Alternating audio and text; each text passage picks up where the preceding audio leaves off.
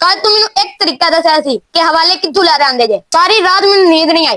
बाकी 3 तरीके भी दस। पहला तरीका यह सी पुराने गैर मुहक्किक नुस्खे 18वीं ते 19वीं सदी दियां गैर तहकीकशुदा किताबां, बाद दे लोगां दे हथ नाल लिखे होए दाखिलशुदा जुमले, तज़किरा निगारां दियां गैर मुस्तनिद नकलां। नंबर 2 सियाको सबाक तू कट्टा होया पैराग्राफ, मतलब एक अध लाइन कट के स्क्रीनशॉट विखा दिता जांदा है। मजाजी वजदानी या तमसीली कलाम नू अकीदा बना दिता जांदा है, जिस तरह सूफी अदब दे विच आनल हक, हम वो हैं, वसल, फना, बका वगैरह। ए इस्तिलाहां ने अकीदा नहीं, पर मिर्जिया तू इनू लफ्जी कुफर बना के विखाना है। नंबर 3 तसव्वुफ दे मुखालफां तू नकल, इस स्क्रीनशॉट असल सूफी दी किताब विच नहीं होंदे, क्योंकि बाज शिद्दत पसंद नाकदा दियां किताबां विच होंदे ने, जिन्हां ने पहले ही इल्जामी अंदाज तो इकतबास लिया होंदा है, यानी इल्जाम दी इल्जाम ते नकल। नंबर 4 इंटरनेट ब्लॉग, पीडीएफ ते फेसबुक स्कैन, ए अजकल दा बहुत वड्डा फितना है।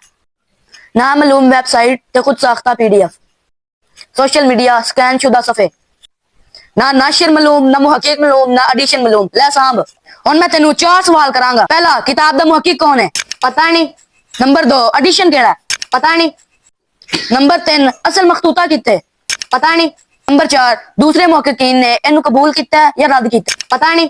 खच्चे जाइए स्क्रीनशॉट दलील नहीं हुंदे, दलील ओ हुंदी है जेड़ी मुस्तनिद माखुज तो लई होवे। सियाको सबाक नाल शरीयत दे उसूलां ते परखी जा। ले तेरा चिश्ती रसूलुल्लाह दा जुमला मैं दफन कर दिता। दोस्तों साढ़े नवे पेज नू फॉलो करो, राजी ते कमेंट करो। ना सानू मशहूरी चाहिए ना रुपया चाहिए, सानू चाहिए फितना जल्दी फिनिश। लाइक भी की जाओ तो शेयर भी की जाओ। तो किन्ने दिन हो गए पेज बैन होया, तुसी अजे सिर्फ 2500 फॉलो किते ने। बड़े दुख दी गल है यार। शाम में सारी वीडियो आएगी, फिर मेरे शाह साहब ने रसूलुल्लाह का दिफा किया या नहीं किया। जुड़े रहिए साद और शरी के साथ।